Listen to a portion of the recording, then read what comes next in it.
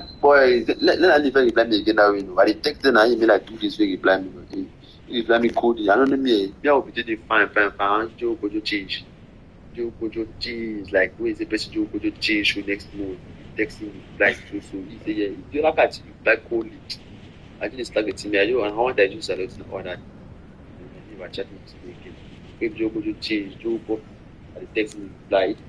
The basis fine. Then kind of way. If I blow my number myself, I don't know my list is on every number. I just forget about it.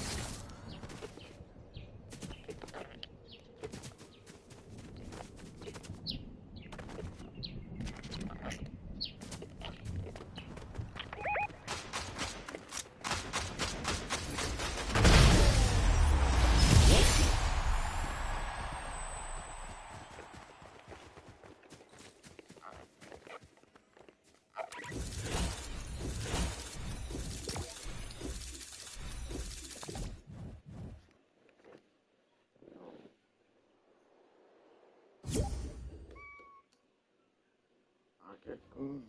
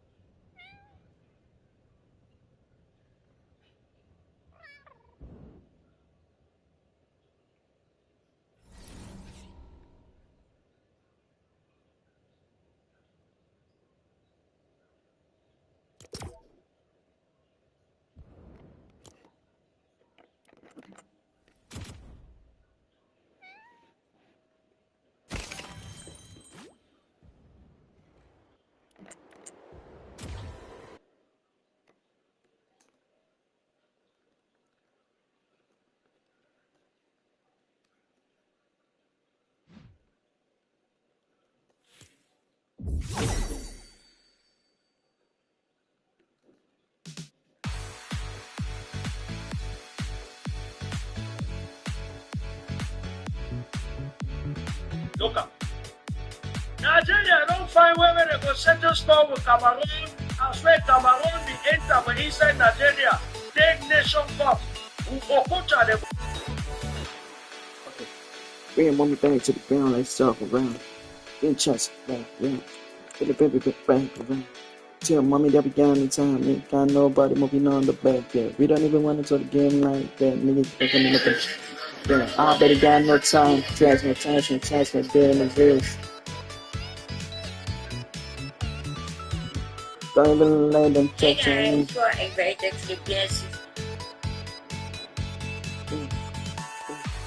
Running up and down again. Yeah, it's going to be. Tell my mommy I want to go. You don't want to. You don't want to go. Yeah, shit, like that.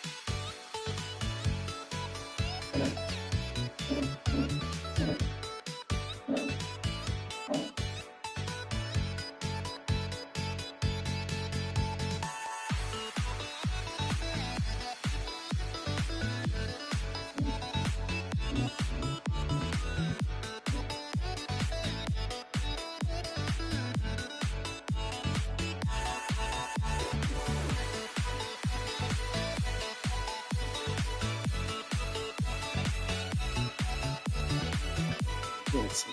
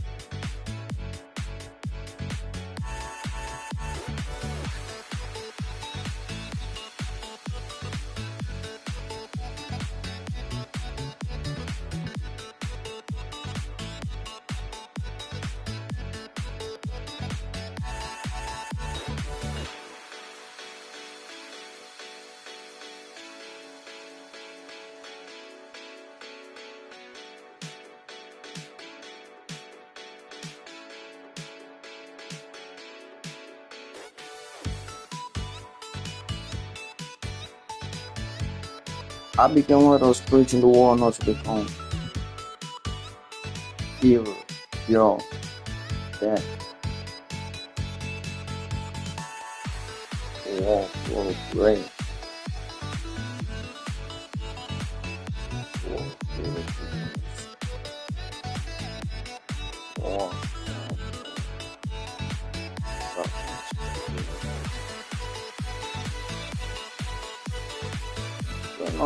Thing. I guess maybe I'll let it see.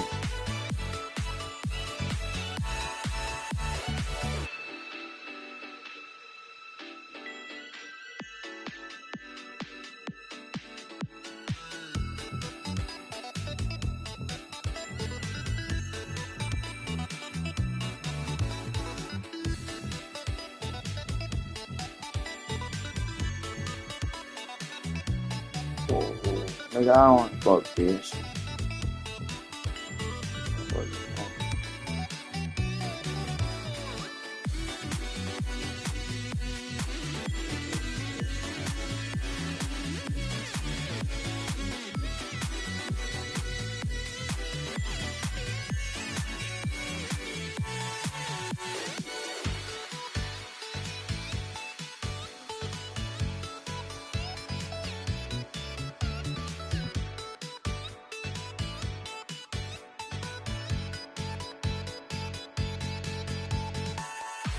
Bring your mama back again.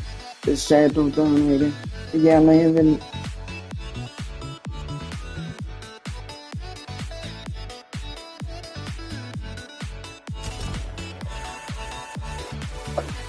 Bring me back to the chair. To the war. What we get?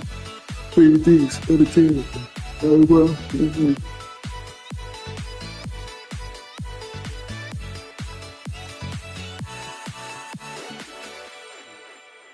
Barely let your mama tell you what you even get. You some little things in there. It's a lot of things. So I feel like down. Execute some persecutions.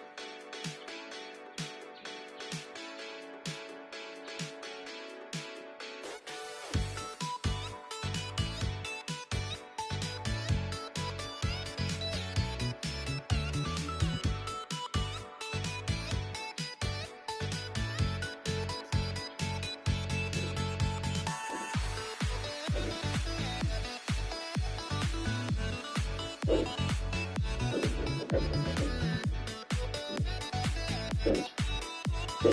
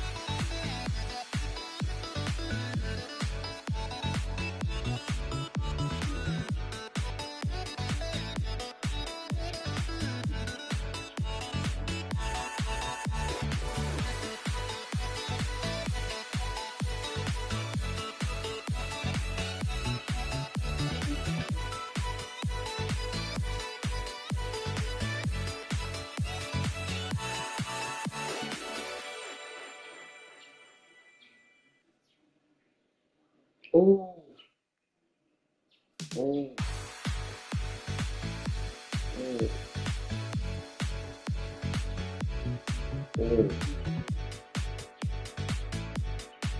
oh, oh. Look at my shirt.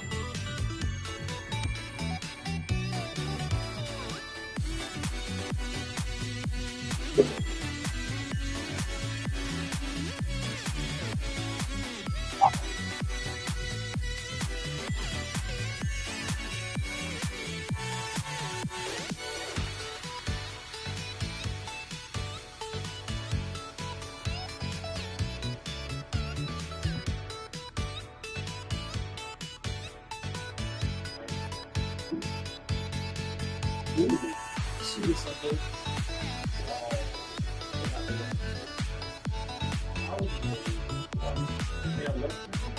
I've seen this before. Once in a while, I am shocked. Same way every time.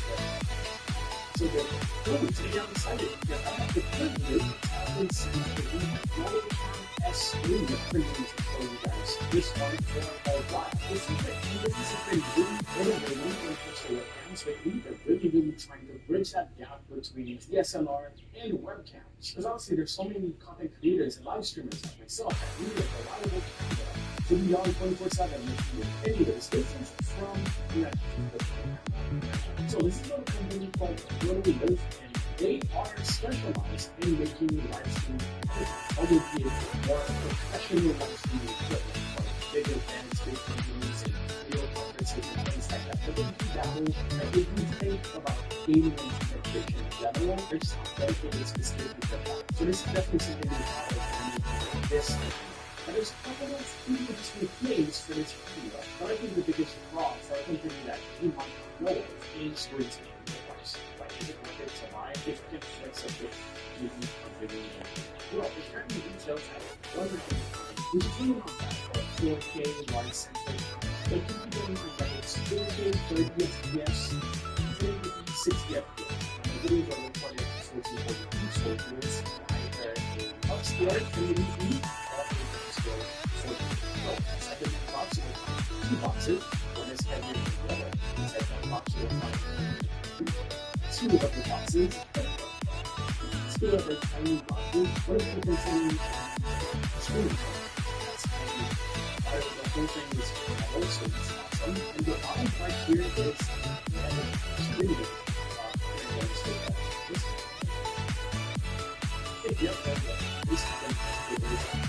The second tiny box stage itself also feels pretty heavy for being full metal and nothing works with that. Yeah, this looks pretty good. So, here. This is a good right there. So we have a little bit here and in the back. That USB-C, yes, USB-C. What makes it note is that at the bottom, so you can two different ways. So this is how that works.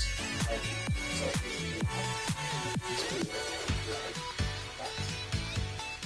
really, this that's pretty nice.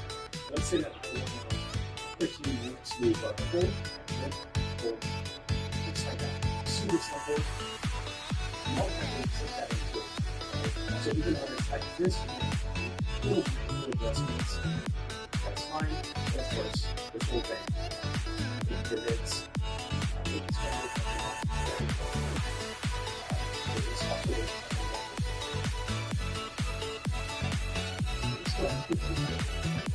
It's so much more. So it's the second box. And really also it's a 5 in there. The difference is USB-A to USB-C, but it comes with an adapter. As you can see, a pretty thick cable too, which is nice. Maybe eyeball the length. I say 1.5 meters. Yeah, I think that's exactly what it is. Here you have your USB-C adapter there. Which probably is so in my opinion, this is what it looks like. And let's quickly talk about the things. then we see the outputs. First of all, 4K 30, 1080p 60, that's the resolution. The sensor is a 1 by 1.3 inches sensor. It's a CMOS sensor, obviously, it just seems to be 1.35, which means it will capture light as well. It has autofocus, so it is not fixed focus. It claims to be ultra fast autofocus. So let's see about that. You can get uncompressed video, and it's connected to USB 3. It doesn't overheat, it's probably starting to lower down, but also full metal body with no depth holes at all. But yeah, bottom of the screen mount is a 12-inch thread, so you don't just hold the whole tripod. And it supports HDR, but it doesn't stop there because they have the whole software that DSLR quality, which is AI features on the next pixel quality is our streaming. And it's inevitable for you to make a comparison with the quality right now. I just want you to know that this is an $800, so 4 times the price of this. Okay, so don't compare too much, but also compare a little bit. Alright, so you just plug and play, you already have, but you can also download Windows Compose software to bring to full control of it. Right now, let's figure out how to make the landscape and not portrait. So right there, we've got the settings. Well, I'm already liking what I'm seeing right now. The light that is right there, that is sunlight. You're in my line right now, and this is not bad. I have a lot of light, obviously, material, plastic, all over the place. And it's illuminating well. I think it is auto exposure for now, so let's do this. This is one of the best auto exposure that I can see. This is good. Let me actually have this in software so you can see the full thing first, and then we'll go back to the software. Alright, there it is. Not bad. Honestly, it's not bad. So what we see right now is the 1080p 60 FPS upscale to 1440p, and we can even look at the 4K right now. This is today. It's a lot more detailed, but it's not as smooth as I really want it to be. I don't know if that's going to recording or cinematic, but it's not super cool. It doesn't look super cool. But yeah, like anything with the light is actually doing well. Considering it looks like the fresh footage of the autofocus could be pretty well. Alright, let's test the autofocus. Take this. Wow, that is beautiful.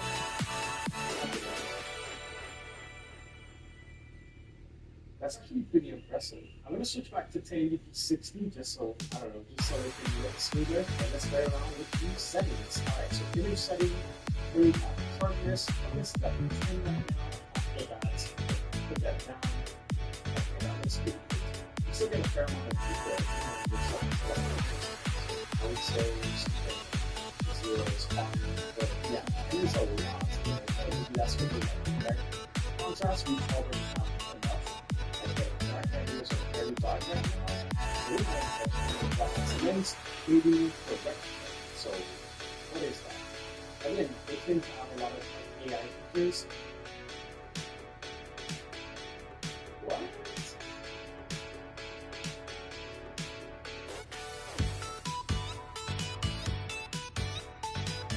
Wait, maybe we'll see what it is.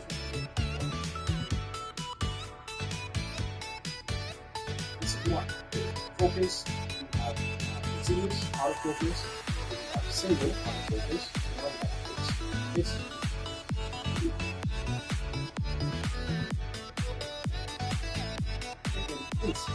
that's so weird. The other thing that really that we will do is still a lot of detail. So let's figure that out. I don't know how we can accomplish that. But that will.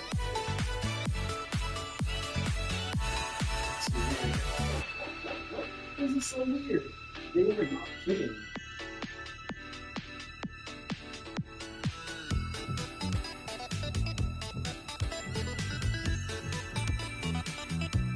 How? What? That's a cool story.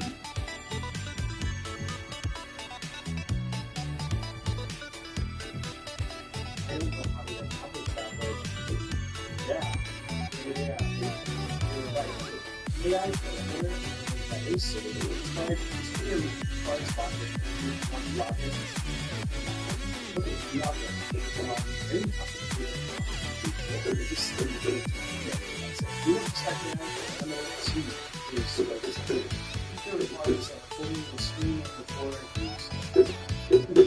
So we activated our running software and then kind of on here. Start contact numbers. Yes, there it is. These are the screen and the full stationary. Let's enter the frame. So we're going to press the last trigger. Is this? Please select your preferred screen image icons. Okay, let's let this one. Please select your preferred image style. I do like the purple in the middle. This way. And you just set it up for you. Okay, that's not bad. I think that's pretty cool. Again, the company claims to have a lot of AI features, including the way they balance the highlights and shadows, that they will go into the shadows and try to pull more details, and go into the highlights and try to balance. As you can see here, those lights are supposed to be gloomy, but they're not. Here, I don't know, this is pretty impressive. It's looking as no, this can set it to no, and go back to our exposure, so like this, go a little bit, like this. It's, I don't know, it doesn't fall for this good. It's so weird. I need something white. Right. So you can see it's open anyways. It doesn't go like super bright or super dark. Unless you push it, but that's what it does. It keeps you focused. So in the best conditions, I would say that yes, the autofocus works. But yeah, it's really fast. And we can always white balance and control manual. Do this for like that. Cool.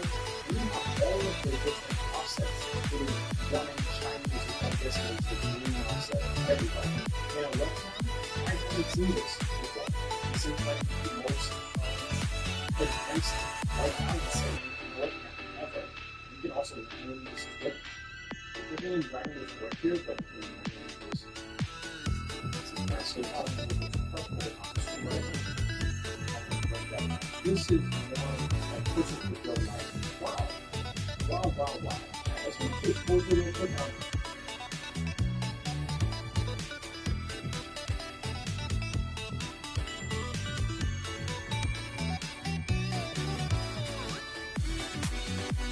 What's the flash? It's here at a you guys are technical website companies, industry, and it's not that it's outside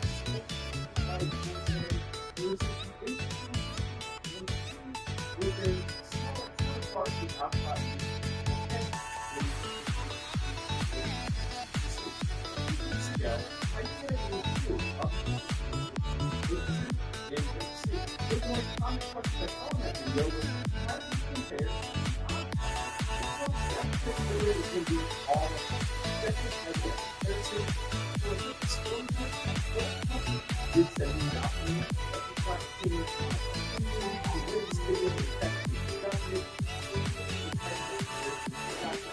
How they work, how they're constructed, software, all head-to-head in an objective test for you guys. Okay, so first up, let's get them unboxed. You can see how they physically work side by side. How do these compare to Hotspot? So that's what today's video is going to be all about. An objective head-to-head comparison. For a quick disclosure, both companies did send these out to me. That does not change my opinion for where this video and test has been conducted. This is purely a head-to-head comparison so you guys can see how they look, how they're constructed, the software, all head-to-head in an objective test for you guys. Okay, so first up, let's get them unboxed. You can see how they physically look side by side.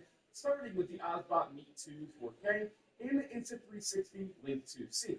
both of which are the non-gimbal budget options with a small and compact form factor, packing the 4K quality into such a tiny body the size of a golf ball, really. Each of these models comes with a magnetic stand inside the box. The Link 2C has a manual privacy cover built in, while the Meet 2 4K comes with a magnetic cover on the lens. Interestingly, something neither the other Tiny 2 Lite or the Link 2 come with. We'll touch on both of those in just a second, but as you can see, in terms of physical bells and whistles, really nothing else to note on here for the webcams. They each have the built-in noise-canceling omnidirectional microphones, and those similarities do continue, because on paper, these are both extremely similar in almost every spec, despite the Meet 2 coming in at $20 less. And of course, we'll check out the image quality in just a minute. But if you're in the market for a camera with a dual-axis gimbal, then that's where we have the bigger brother, the ObsBot Tiny 2 Lite and the Insta360 Link 2, both of which house that same camera and sensor for the smaller models, but now have the advantage of being mounted on a two-axis gimbal for tracking and AI features for those who need that and they want to stay in frame, appealing more to the business side of things or the more interactive live streams where you're not just sitting in a chair. The Tiny 2 Lite has built-in fold-out stand on the base of the camera instead of the optional magnetic attachable one. And this model gets a price bump to $179, which is only $50 more for the added feature set of that gimbal. For the Insta360 Link 2, you'll notice it's literally that same body and housing as the 2C, but again, the gimbal's attached here. This also gets that same $50 price increase at $199 for this model, really making them both fantastic options in the webcam space for this price point still. This beats out the likes of Elgato and Razer, two popular companies in the streaming space, but again, these also have that gimbal feature, and same story we saw before. Both models boasting the same comparable specs in almost every regard, with the two physical differences being the built-in stand on the Tiny 2 Lite, and the Link 2 has optional touch controls. But comparing specs on paper only goes so far. Now let's dive into the video tests. Okay, now for the image quality test of both webcams, having both side by side, you can see the quality pinned up against each other in real time with the ObsBot Tiny 2 Lite 4K, as well as the Insta360 Link 2. Both pretty much have the same exact specs, which is pretty funny. They're both an f1.8 half-inch CMOS sensor, pretty much the same exact FOV, and they're at the same settings stock out of the box as well. So everything is set to auto in the settings for the actual quality. I'm talking like ISO, white balance, contrast, everything's at the auto on both. And they are both at the 4K 30 FPS setting, which is the highest setting that they both go up to.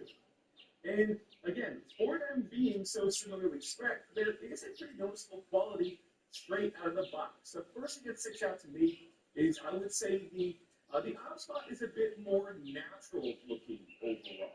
I would say maybe it's a tiny bit on the green side, where then on the opposite end, the Insta360 is definitely a bit more magenta tinted and a bit sharper, I would say. That's the first thing that stuck out to me was how sharp this is versus the more natural image on the ObsBot. So really that's going to sort of, depend on what you prefer.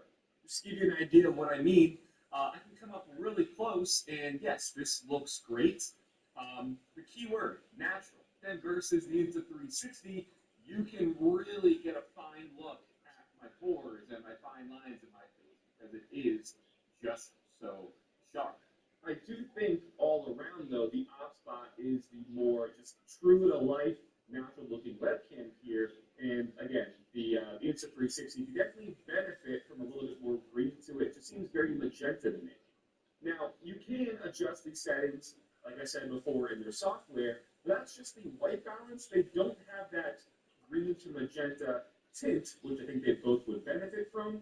But yes, this is how they both look. And as we go along, for each one, you're going to be hearing the microphones on both of them as well, which again, it's also pretty similarly spec. They are both a noise-canceling omnidirectional mic. They both have dual microphones built in as well. So I'm not in a noisy, room. I'm down in my studio. You can maybe hear the fans in the background from my PC and stuff, but this is how both the microphones sound with their native noise canceling. Nothing in the settings has been touched. So as you guys saw and heard, I mean, those omnidirectional mics, there's probably the same exact microphone in each. They're both, they sound identical to me. But the main difference here in key really was the white balance. You can see how each sensor is perceiving the image and how it thinks it should look when the white balance is set to auto. And also for direct comparison, I'm using a color checker chart, which is something that I use for new cameras, new lenses. It's a great tool for color correcting. And also for here, a good use of a side-by-side visual, so you can see how the colors look on the chart, which again is a professional tool for color grading.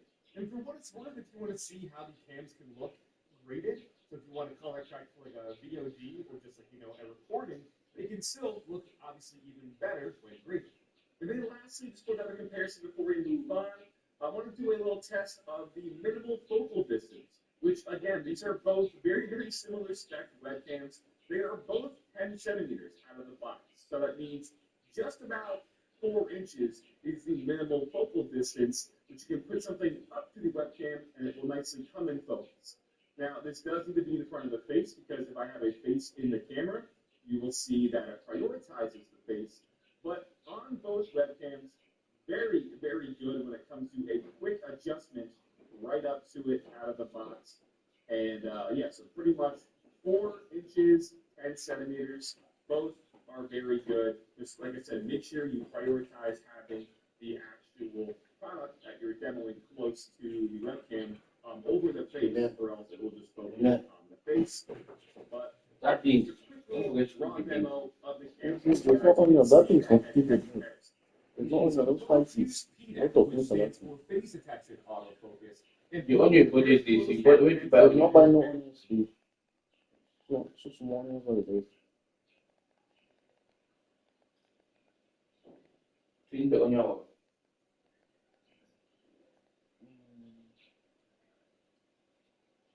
The Insta 360 is definitely a bit more magenta tinted and a bit sharper, I would say. That's the first thing that stuck out to me was how sharp this is versus the more natural image of the Osmo. So really, that's gonna sort of. You're not going to come back anytime soon. I'm not You're going to go down. really close. I'm still going to have to come and take this. I'm going to the Pure natural versus the Insta 360. You're really gonna find look at my pores and my fine lines and my football is just sharp. I do think all around though the off spot is the more just true to life, natural looking better here.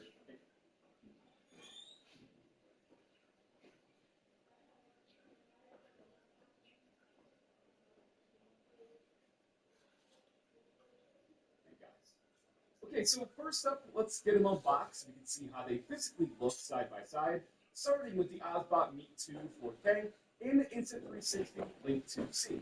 Both of which are the non-gimbal budget options with a small and compact form factor, packing the 4K quality into such a tiny body the size of a golf ball, really. Each of these models comes with a magnetic stand inside the box. The Link 2C has a manual privacy cover built in, while the Meet 2 4K comes with a magnetic cover on the lens. Interestingly, something neither the other Tiny 2 Lite or the Link 2 come with. We'll touch on both those in just a second, but as you can see, in terms of physical bells and whistles, really nothing else to note on here for the webcams.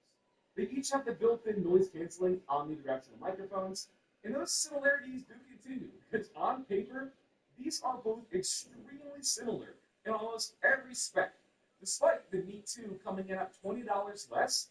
And of course, we'll check out the image quality in just a minute. But if you're in the market for a camera with a dual-axis gimbal, then that's where we have the bigger brother, the Osbot Tiny 2 Lite and the Insta360 Link 2, both of which house that same camera and sensor from the smaller models, but now have the advantage of being mounted on a 2-axis gimbal for tracking and AI features. For those who need that and they want to stay in frame, appealing more to the business side of things or the more interactive live streams where you're not just sitting in a chair. The Tiny 2 Lite has built-in fold-out stand on the base of the camera instead of the optional magnetic detachable one. And this model gets a bump to $179. It's only $50 more for the added feature set of that gimbal. For the Insta360 Link 2, you'll notice it's literally that same body and housing as the 2C, but again, the gimbal's attached to it. This also gets that same $50 price increase at $199 for this model, really making them both fantastic options in the webcam space in this price point still. This beats out the likes of Elgato and Razer, two popular companies in the streaming space. But again, these also have that gimbal feature, and same story we saw before. Both models boasting the same comparable specs in almost every regard, with the two physical differences being the built-in stand on the Tiny 2 Lite, and the Link 2 has optional touch controls. But comparing specs on paper only goes so far. Now let's dive into the video tests. Okay, now for the image quality test of both webcams and both side by side. As you can see, the quality pinned up against each other in real time with the OBSBot Tiny 2 Lite 4K, as well as the Insta360 Link 2. Both pretty much have the same exact specs, which is pretty funny. They're both an f1.8 half-inch CMOS sensor, pretty much the same exact FOV, and they're at the same settings stock out of the box as well. So everything is set to auto in the settings with the actual quality. I'm talking like ISO, white balance, contrast, everything's at the auto on both. And they're both at the 4K 30 FPS setting, which is the highest setting that they both go up to. And again, for them being so similarly spec, there is a pretty noticeable quality straight out of the box. The first thing that sticks out to me is, I would say, the OBSBot is a bit more natural looking overall. I would say maybe it's a tiny bit on the green side, where then on the opposite end, the Insta360 is definitely a bit more magenta tinted and a bit sharper, I would say. That's the first thing that stuck out to me, was how sharp this is versus the more natural image on the OBSBot. So really, that's going to sort of, depend on what you prefer. Just to give you an idea of what I mean, I can come up really close, and yes, this looks great.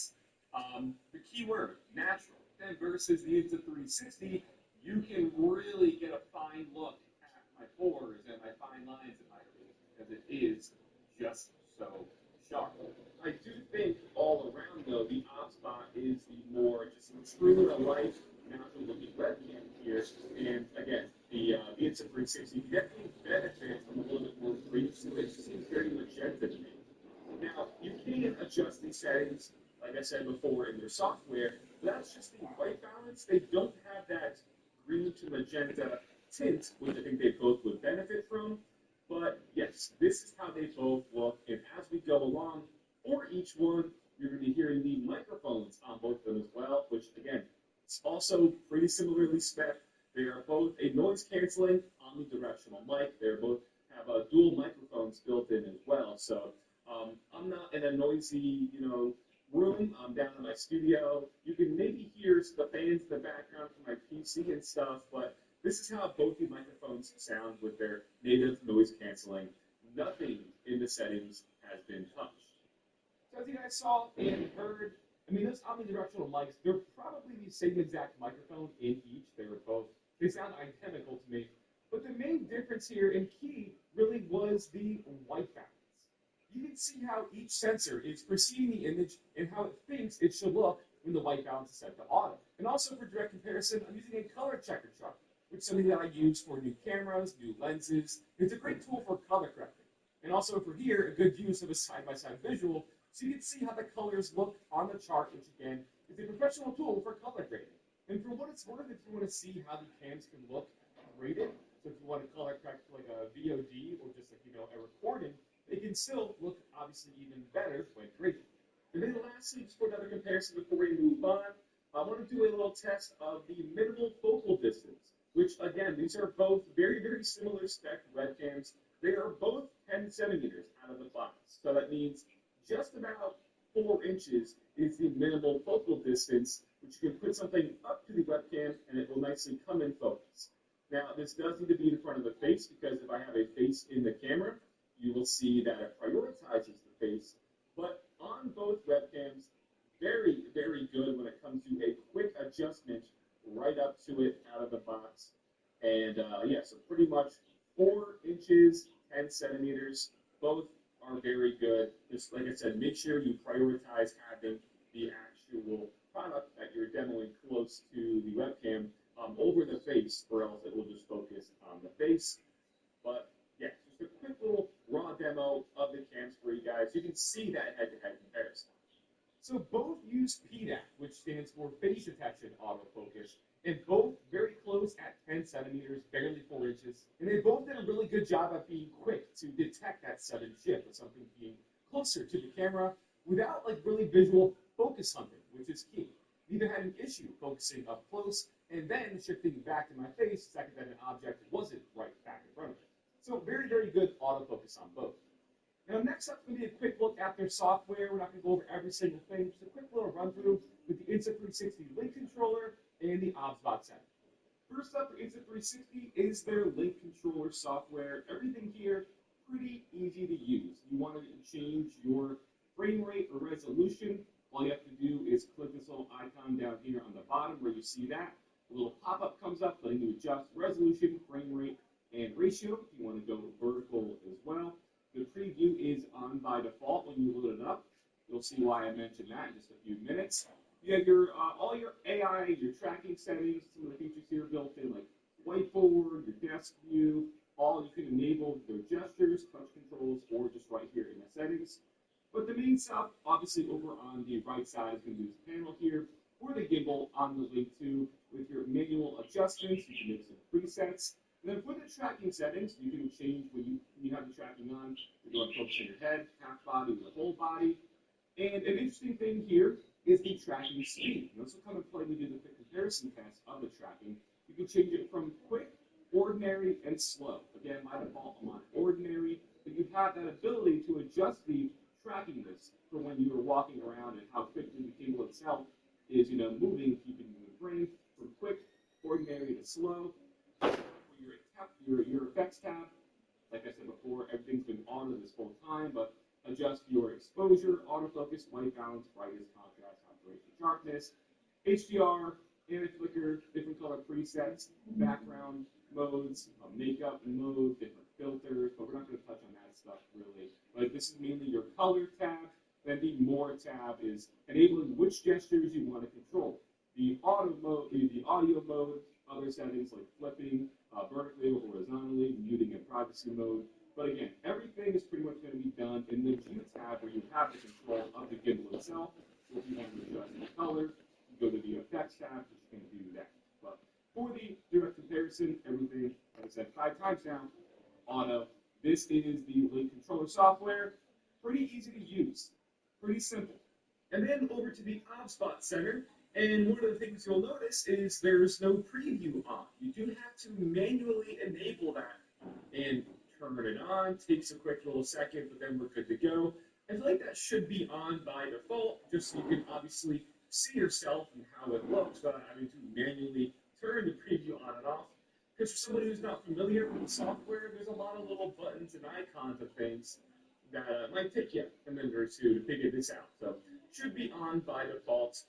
Which leads up into one of the first things also that kind of annoys you with the OBSBot Center is it's not as user-friendly as we saw with the Insta360. For example, if you want to change your resolution or your orientation, you'll see on the bottom here there's a little icon, which brings up another menu behind the preview, which if the preview wasn't open, it would be up, but you're going to have your preview open if you're going to want to change your settings and stuff. So it does bring up another menu, which then you have to go in and adjust from 4K 30 down to your 1080p 60 and down to 720 if you need that. Your preview mode, here you can change it from landscape to portrait. Your video encoding, you'll have the ability to also change from software to hardware. As well as some extra things that's pretty cool, like the recording bitrate from low to high, and recording formats even from MP4, MOV, FLV, and MKV as well. So cool little options there. Then obviously stuff like your global hotkeys, OSCs, more general settings.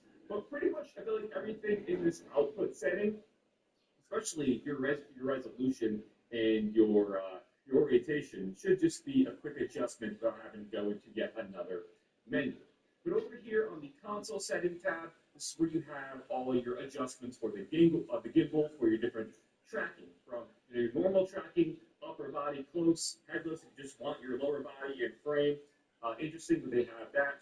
Your AI mode, where if you have multiple people in the room, a group setting, adding different presets. And here's one of the interesting things. under the View and Gimbal tab, this lets you, as you can see, manually adjust the gimbal. And hidden by default behind this little icon is the ability to change from a fast to a slow gimbal setting. Now, this is if you just manually adjust it.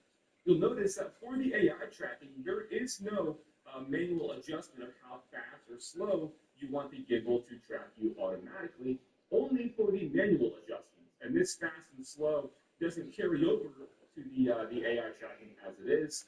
And then for the framing, if you want to zoom in, you have medium, wide, and narrow. Example adjustments here for zooming. But yes, this the console tab pretty much for adjusting the gimbal. Your image tab is going to be where all your color correction and stuff will come into play. But again, as you guys know, everything's been auto. From the autofocus, exposure, anti-flicker, white balance, some additional settings for contrast, saturation, sharpness, and hue. And then the more is some of the more fine stuff, auto sleep, enabling your different gesture controls, microphone settings. Everything's been stocked this whole time. Mirroring the image, firmware, the brightness, just tucked away stuff, which I feel like everything in the More tab could have been in that pop-up menu for the other settings. So the main stuff here, obviously, console and image. But like I said, my main takeaway being it's definitely not as user-friendly or user-intuitive as it is in Insta360. Having the portrait and landscape mode and your resolution and frame rate tucked away in a third menu is kind of annoying. And having to manually enable the preview, I feel like should have been done stock. So for that quick overview of their software, again, we didn't go through every single thing. There's different viewing modes and different settings, but just a quick run through for you guys. And I really think that the Insta360 Link controller is so much more user-friendly. And as I sort of left off on, we have the gimbal controls. That's going to lead us into the next portion of this with the tracking with the gimbals. Now, I have both set up side by side with the auto tracking on, so that my upper body is kept in frame. Same test being done here, and two things stuck out to me. First, they both have zero issues with losing me. I am in a pretty confined space, so it's not like I'm running laps 360 around the webcam, but still, in my setting, going back and forth, up and down, both kept me tracked and in frame. But I will say, the Link 2C is smoother at doing so, whereas on the Tiny 2 Lite, you can see a slight bit of jitteriness to it. Most notable when I stop moving and the gimbal itself also stops. That's when you start to notice that jitter, when the gimbal is coming to a stop. And as I just showed you in the software, that's where Oddbot would benefit from the control, like the Insta360 has. Because if this was, set to the fastest movement setting, which I assume stock this is, then maybe the gimbal speed set to medium, would help ease up that transition from tracking me to then slowing down and stopping without looking so jittery.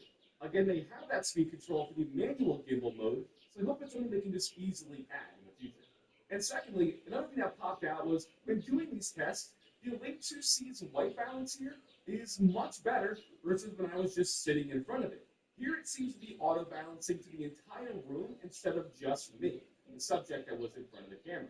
It still has a slight magenta tint to it, but it's not nearly as bad as it was before, proving that both of these cameras would benefit from a green to magenta color tint in the settings. So then, what about the Meet 2 4K and the Link C, the smaller, more budget-friendly options? And as you gathered from the intro, my earlier explanation of both these webcams, they are visually going to look pretty much identical to the Tiny 2 Lite and the Link 2, because again, they're the same sensor. So they're showing that on the color chart again. And even going a step further, with all four side by side, yes, they're identical.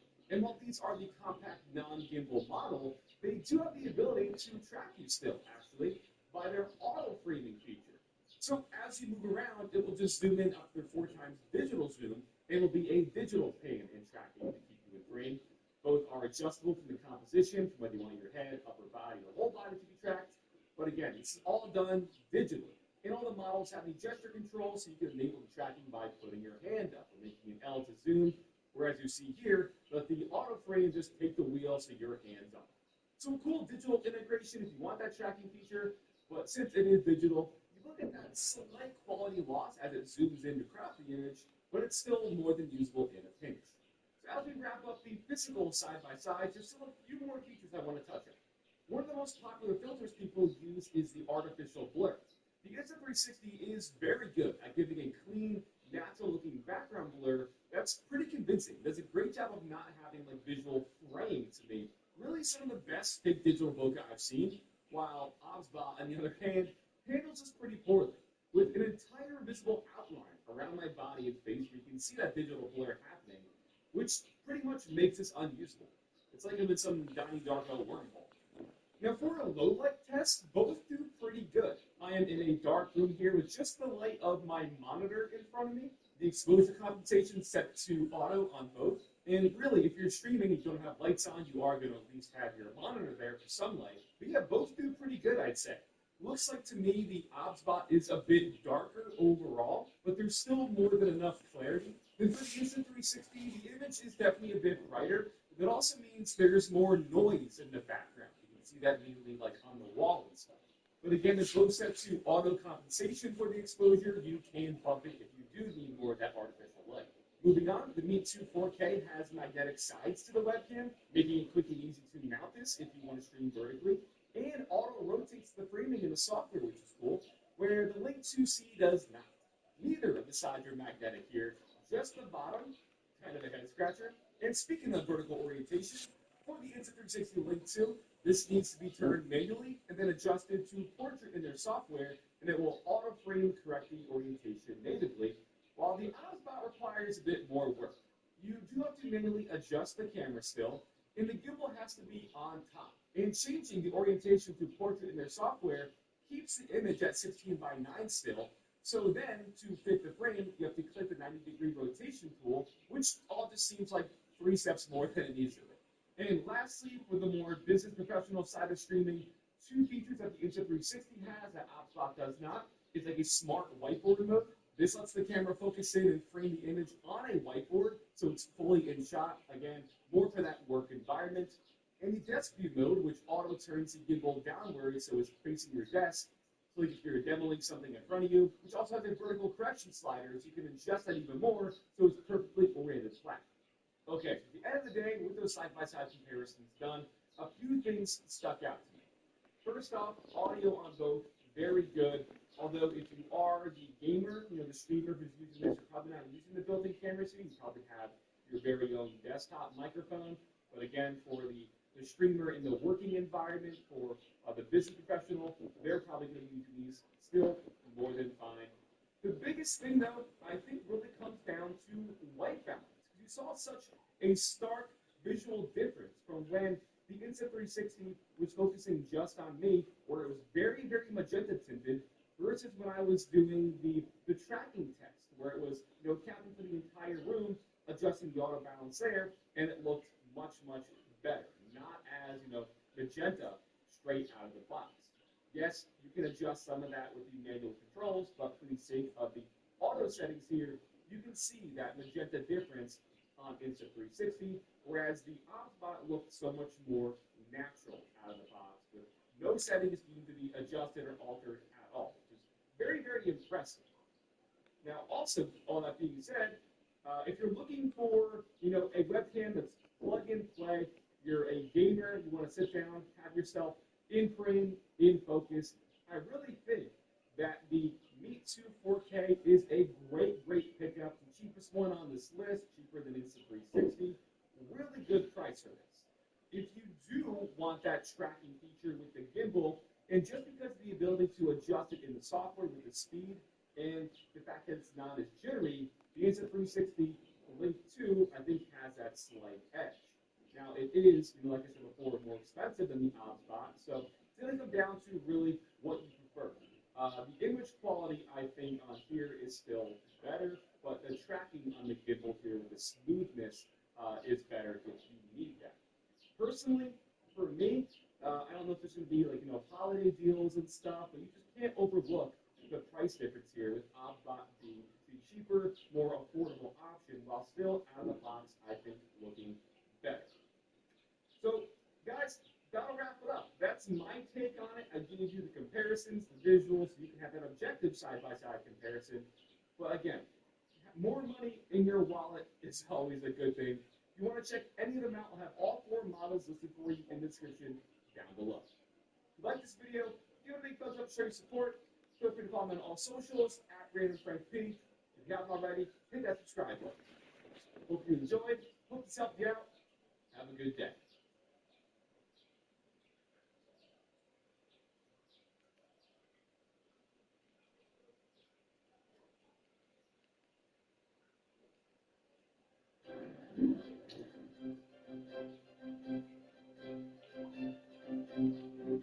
All right, welcome to the Smartphone Awards 2025. It's all in front of us, all the smartphones of the year. And, you know, somehow in a world of AI devices and smart glasses and XR headsets, the smartphone is still OP. Like, this is still the center of our personal computing lives. And we got a lot of stuff coming out this year. We got folding phones. We got really interesting high-end phones and budget phones and weird accessories and modular designs and all sorts of stuff. And I'm about to give them some trophies. Every single phone on this desk in front of me came out during the calendar year 2025. And it's a bit of a tradition around here to reward some of the best and most notable. So that's exactly what I'm going to do. As usual, we have a set number of categories, and for each one of these categories, I'm going to give one overall winner, which I will also award this very nice premium trophy, which I'll literally mail you if you're watching this, if you're the company that made the phone. And then, of course, I'll give some honorable mentions and some runner-ups if there are others that are deserving. And this is one of the most fun videos to do every year, because every year there's all sorts of interesting phones that came out and storylines and different picks that people are expecting for certain awards. But these are, of course, my awards. So the awards I give are the ones I deem worthy.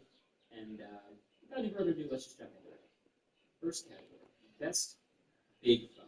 Now, I've been doing this show a long time, and back when I first made this category, it was when there were like several distinct sizes of phones. Like there was normal phones, there were small phones, and there was huge phones like tablets. Nowadays, though, every phone is big.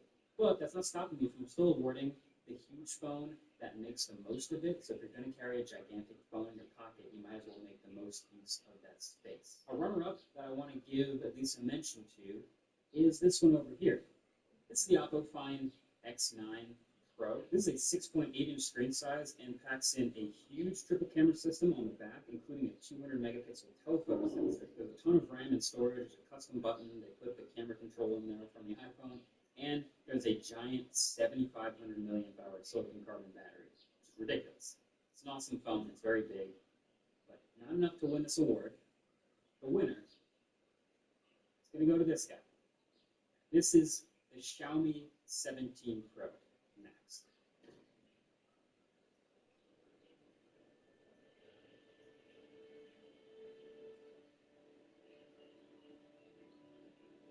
This is a really big phone that is really loaded with features. First of all, it's a 6.9-inch phone, so basically as big as a phone gets before it's a tablet. But it also feels like the most phone you can get if you're trying to maximize everything. Snapdragon 8 Elite Gen 5, which is shaken out to be the most powerful chip of the year, 7,500 milliamp hour silicon carbon battery, all of the RAM, all of the storage, triple 50 megapixel cameras, and then a nearly 3-inch 1000 nit 120 hertz screen on the back, which is more useful than ever at this size.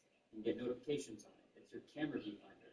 It's everything. It's one of those phones that made a statement for the design and how well it used the massive thing that is the camera bump on the back of the phone. Really well done by Xiaomi and well deserving of the best big phone 2025. So that brings us to the next category, best small phone. So like I said, lots and lots of phones these days are huge. And it's been a while since I killed a category, but I don't want to do it with this one because I feel like it's more important than ever to reward the ones that are actually doing the most with the least amount of space because it's so rare now. And so last year, the small flagship phone basically went extinct. There are no really good flagships with an under 6-inch screen anymore. So the winner last year was a 6.1-inch display. Nowadays, even that is rare. So now the phones that are shooting for that throne are in like the 6.3-inch screen size territory. So here's a good example. This phone I really like. This is the OnePlus 13S. S for small, allegedly. And it did a lot of things great. Pretty simple, small, strong, and slick design, smooth, and smart software. Sorry, I think we're doing the S thing again, but that wasn't quite enough to win this award. We also had phones like the iPhone 17 and 17 Pro, which had 6.3-inch screens roughly. That didn't win. We had the Xiaomi 17 Pro, the smaller one.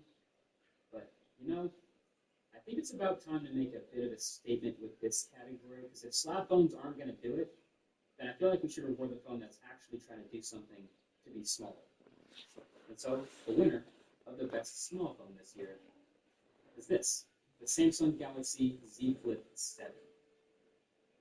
So Samsung has been on this path where they're kind of slowly refining all of their phones year over year now, which makes the flagship phones kind of feel like they're not really doing too much. But that's paying off dividends for these foldables. Because this phone is now a 6.9-inch full-size smartphone when it's unfolded, which is massive, but now more than ever, you can use this phone when it's folded in half, which doesn't just make it easier to pocket, but it also lets you use the full 4.1-inch corner-to-corner cover screen a lot more. And I actually found myself doing that. I was managing notifications, texting people back, and handling critical stuff, but not ever really getting distracted into doom scrolling or mindless smartphone usage like I would on a normal phone. It's like this was the perfect amount of useful as a small phone, and it always had a full-size smartphone lurking underneath if you needed it. But definitely worthy of the best small phone. I think you could argue all day between the folding and flipping form factors, like which one's better for most people, which one's more utility. I think for the average person, I could argue for the flip phone a little more easily. It's also cheaper. So I think really good phone, long time coming, well played Samsung. So next category, best camera. Now this has always been a very interesting category for the smartphone awards because every year we get a ton of innovation in smartphone cameras. It's no surprise. Matter of fact, little inside baseball. Basically, every single one of these phones that comes out, it gets sent to the studio for a review, along with like a 50-page PDF of a reviewer's guide with all the facts and figures and new features on the phone. And sometimes, like, half of those pages are just on smartphone camera features. So we got new flagship phones this year with 200-megapixel cameras. We got brand new super advanced stabilization in some of these, some new formats. Almost everything actually in front of me here has at least triple cameras. Usually 3 focal lengths, sometimes 2 with like a sort of a cheap macro or black and white photo camera. So there's lots of phones deserving to be recognized here. But then you ask the people who actually use the cameras here for a living, and it seemingly always boxes us in to one answer: the iPhone. Oh wait, that's not. Oh, would you look at that? The 2025 camera winner is the Oppo Find X9 Pro. This phone did basically everything right in the camera department, in my opinion. It's got actually 4 cameras on the back here, but a 50-megapixel main camera, a 50-megapixel ultra-wide, a 200-megapixel telephoto camera, and they put out consistently great photos, great sharpness and dynamic range, really good color calibration. That was a really good base, and then all the little intangibles too, like a really quick responsive camera app, quick focus, and the confidence that gives you to successfully get harder shots, especially when punching way in with the zoom, thanks to the resolution on that periscope camera. And then they just loaded it up with a ton of extra features that honestly sometimes work, sometimes don't, but like, it's cool to have them if you want. Like there's the stage lighting mode, so if it detects you're taking a photo during a concert, it can change the lighting to look kind of nice. Also, the 4th sensor back here is a true color sensor, which does a lot of work to help you get accurate colors in more challenging lighting situations. And I also just straight up copied Apple's camera control for what it's worth. Not actually worth very much, but it's there. It also has good portrait mode, and it has good night mode, and very respectable film emulation. And also, you know how most of these on the table, 48, 50, 100 megapixel sensors are mostly giving you binned down 12 megapixel shots? Not this one. This one's giving you, if the lighting is good enough, 50 megapixel shots from every shot, every time. And somehow, it doesn't sacrifice much in the video department either. It will do 4K, 120 FPS, Dolby Vision, it'll do vlog, and the microphone look pretty good too. And then on top of all of that, it also made this, which is an attachment lens, a Hasselblad telephoto attachment that you put the case on the back of the phone, you attach this to the case, and then this turns into a 10x optical zoom on this already really good 200 megapixel telephoto that takes sometimes shockingly usable, really good R zoom shots just for fun. So yeah, this has the fundamentals and the fun, the numbers and the look. Like this is an incredibly well-rounded smartphone camera, well-deserved, and also happens to be a really good phone in other ways too. So Oppo Find X9 Pro, well-deserved camera of the year. And then our runner-up is, in fact, the iPhone 17 Pro, which also leveled up again this year, both in the photo and video departments. The larger main sensor looks really good. They also went to a 4x telephoto, which I think is the right move. And these iPhones are still the undisputed king of video. Like, it's not even really up for debate. If you want the most compatible, best looking, easiest, most consistent video in the biggest variety of situations, especially with social media apps, you just get the Pro iPhone. Like, the Pro iPhone is getting GenLock support this year is all the proof you really need that the target demographic for people who shoot video with iPhones is more locked in than anyone else. They take it very seriously, and that's why this is the king of video. So that's my runner up. And I also want to give one more shout out to the Vivo X300 Pro. Came out late this year. Also, ridiculously good cameras, really, really impressive sensors, and huge sensors. Just not quite as refined as I thought they were going to be. The bokeh sometimes looks a little weird with the backgrounds and the blur. A little off, but like tons of detail in every shot and really respectful performance. Again, the last two, the X200 Pro is excellent. So shout out to the X300 Pro. All right, next category, the value award. And yeah, here we are. This is always one of the most competitive categories because in the battle of giving you the most for the least, that's where the customers are, of course, but also that's the most challenging as far as development. And the thing about these phones, like, they're all really good. You can't really get a terrible phone, but when you go super, super low in price, sometimes it feels like just trying not to get the phone that sucks at the thing that you want. So like you might get a super cheap phone, but at least the camera doesn't suck because I like taking pictures. But my winner is one that I found didn't really suck at anything, which was really nice. It was just a result of an extremely aggressive pricing strategy from this company. Yeah, this is my winner. This is the CMF Phone 2 Pro. For $279, this phone is modular, cheap, and fun. It's funny, this tends to be one of the harder phones to explain because I'm already trying to explain to people what Nothing is, which is like a new brand of kind of budgety phones. And then the Nothing brand has the A-series phones, which are even more budget. But then Nothing made a sub-brand called CMF, which is even more budget. But then this is the Pro phone in the lineup. But you can just ignore all that because they built a phone that feels like it's literally double the price. This is a 6.8-inch, 120 hertz screen that's actually good looking and bright. There's a 5,000 milliamp hour battery, so the life is actually pretty good. It also still has 3 cameras, where lots of phones at this price tend to drop one. The specs are solid, and the software is probably its highlight. It's really well optimized and feels pretty smooth.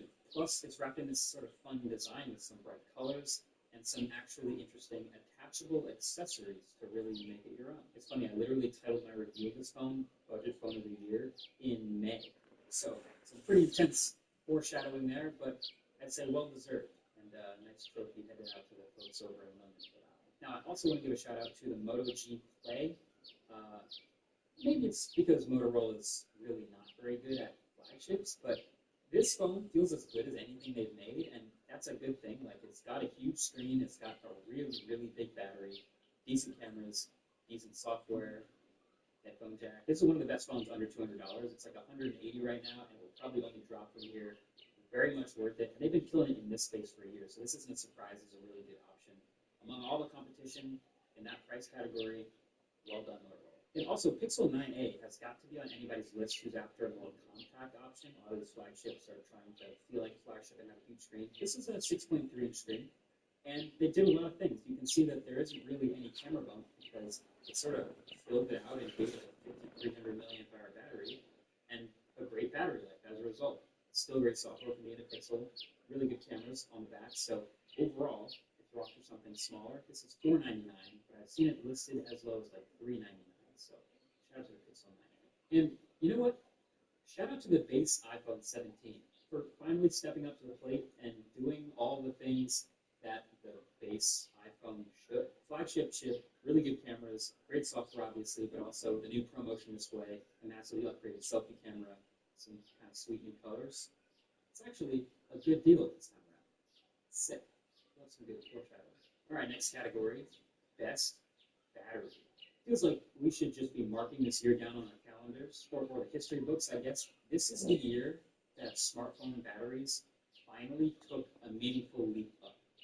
Or some of them, I guess. I feel like it started in January, at the beginning of the year, with the OnePlus 13, which launched with a 6,000 milliamp hour silicon carbon battery. And that's a number that was just unheard of like a year or two ago. And then suddenly, with this silicon carbon advancement, we can have all of that in a phone that's actually just as thin as its predecessor. But not every manufacturer has adopted it. Now, whether that's a price thing or a yields thing or a safety thing, a longevity thing, we don't really know. All I can really say is now it feels like there's a pretty clear delineation between just those that have it and those that don't. Like we have a bimodal distribution. It's like you're either Samsung and Apple and Motorola, and you're just kind of capped at 5,000, 5,500 milliamp hours, or you're just blowing the doors off of those numbers with 7,000, 7,500, 8,000 milliamp hour batteries. And by the way, all these now charge faster than the old ones too. And I actually used a phone this year that got me not 2, but 3 full days of like all day carefree high brightness mixed use of 10 plus hours of screen on time from a 7,300 milliamp hour battery. And that is the winner. That is the issue. This guy right here. It's the OnePlus 15. This phone has me so excited about what the next years of smartphones and what the next couple generations of this silicon carbon battery could turn into. Like, it was already crazy seeing